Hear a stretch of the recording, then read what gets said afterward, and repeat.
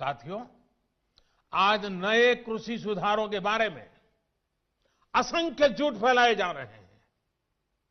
कुछ लोग किसानों के बीच भ्रम फैला रहे हैं कि एमएसपी समाप्त की जा रही है, तो कुछ लोग अफवाहें फैला रहे हैं कि मंडियों को बंद कर दिया जाएगा।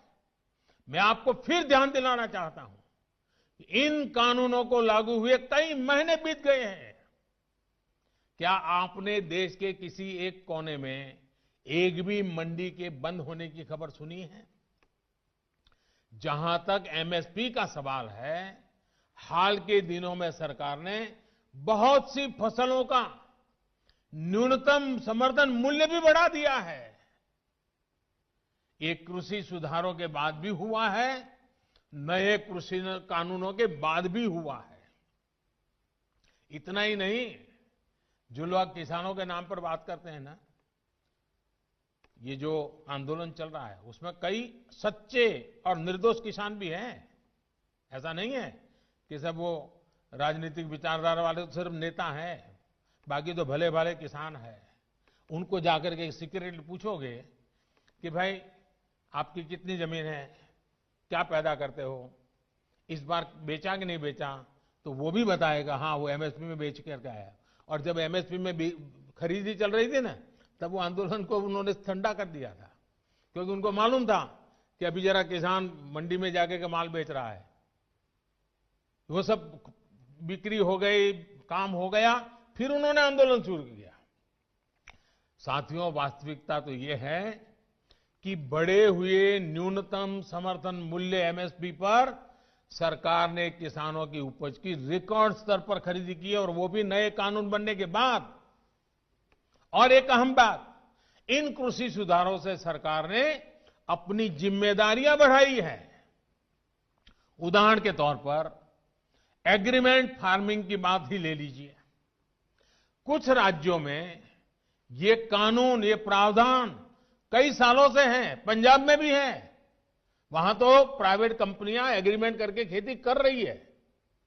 क्या आप जानते हैं, पहले के कानूनों में समझौता तोड़ने पर किसानों पर पेनल्टी लगती थी।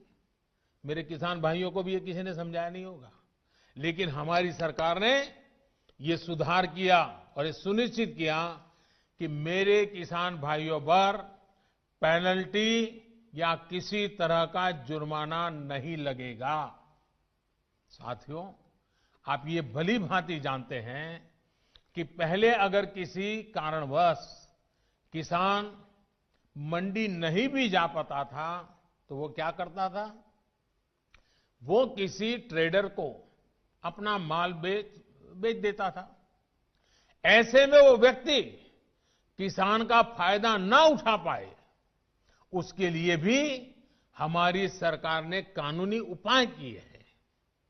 खरीदार समय से आपका भुगतान करने के लिए अब कानूनन बाध्य है।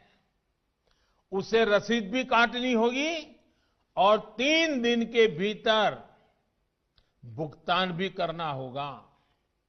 नहीं तो ये कानून किसान को शक्ति देता है, ताकत देता है, वो अधिकारियों के पास जाकर कानूनी तंत्र का सहारा लेकर अपना पैसा प्राप्त कर सके। ये सारी चीजें हो चुकी हैं, हो रही है। खबरें आ रही हैं कि कैसे एक एक करके हमारे देश के किसान भाई इन कानूनों का फायदा उठा रहे हैं। सरकार किसान के साथ हर कदम पर खड़ी है।